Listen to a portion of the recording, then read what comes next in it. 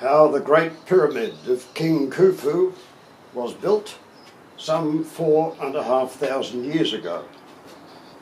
This small model, built to a scale of about 1 in 16, which means these men are about 2 metres high, and these blocks about 1 metre cube, weighing about 2.5 tonnes each.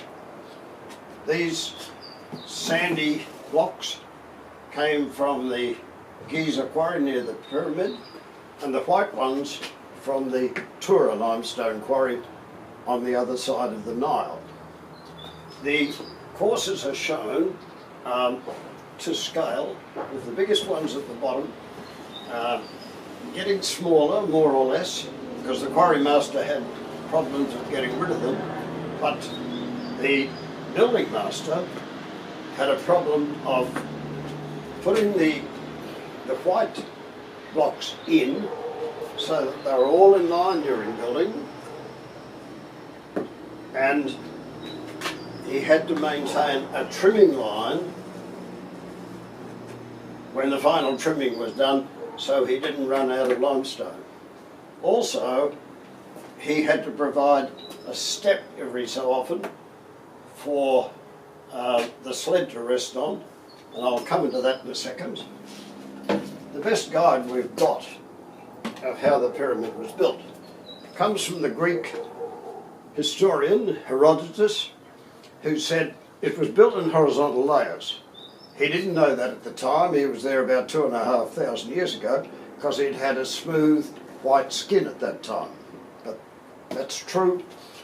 He said contrivances of short timbers, and I built a contrivance here of short timbers,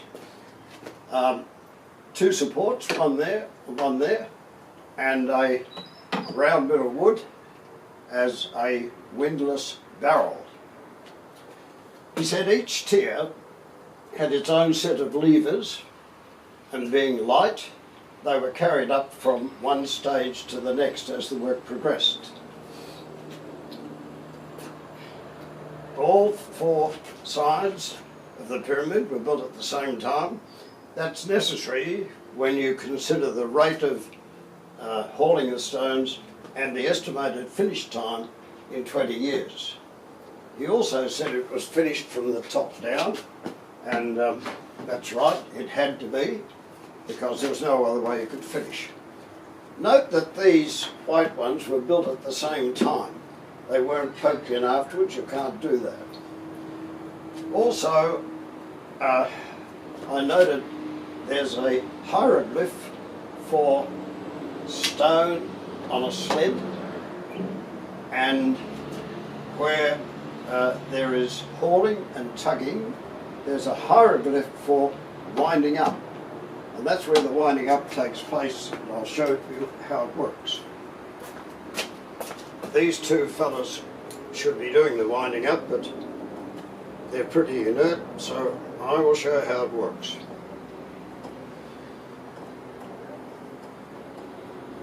Where the sled is at the moment is a temporary ramp. That's necessary to get the sled to enter the first step, and had to be built all the way around. Notice how it comes up slowly and safely, and there are absolutely no men on the working face. They're either down there or they're up here. And any other method that has workmen on the face raises the question about accidents and vulnerability. Every so often, because this winding rope climbs across the barrel and would interfere with the levers, we have to pause that load so that we can ease the rope back and maybe even change operators. It's fairly easy at this stage, that's a fairly light load, but when you find a step that's wide enough, and later on they built them in about every 10 or 15 courses to have a wide ledge where the sled would sit back and you ease the ropes across and proceed again. These gangs would be about 10 metres apart, and at this level there would be 20 on each side, making 80 in total, maybe about 12 men, 6 here, 6 down there, a dozen, 80, about 1,000 men. The rate of hauling, if you work it out for 20 years, it comes out about 1 per hour, and that's readily achievable with this system. These windlasses were much used about this time, capable of lifting many tons, tens of tons, used at Stonehenge as well, and there's a video about that somewhere. When we get up to here, people ask about the slope of the face, because they've read angles of 53, 52, 51 in what remains of some pyramids, but that's not so. King Khufu said, I want a perfect pyramid. I don't want a bent pyramid, and I don't want a squat one like my father built. I want a perfect pyramid. And you can design a perfect pyramid in a couple of minutes with a stiff sheet of papyrus, a compass, a straight edge and a pencil. Cut round the edges, fold it up, and you have 4 sides that are all equilateral triangles. And that means a perfect pyramid. All the pyramids built after this one of Khufu, all the main ones, were in fact to the same design.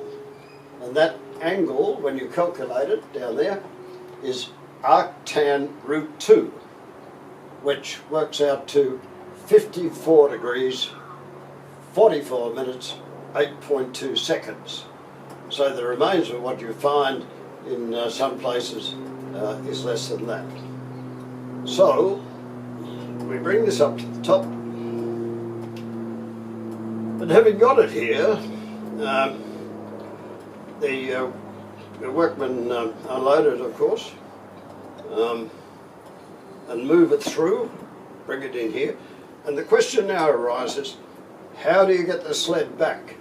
Because these setback edges where you've got a thick block, a thick layer, this sled will sit back on it every so often, and that's essential. But is the empty sled going to sit there and be a problem? Well, rather than undo that, I've got a second sled here, which would be down there being loaded now, and I'll show you that it will glide quite easily down there without any impediment at all. So there you have it. This is the Herodotus windlass in action. There are all the complications of arranging these layers. Building a pyramid like this is a very complex problem. Logistically, it's very difficult.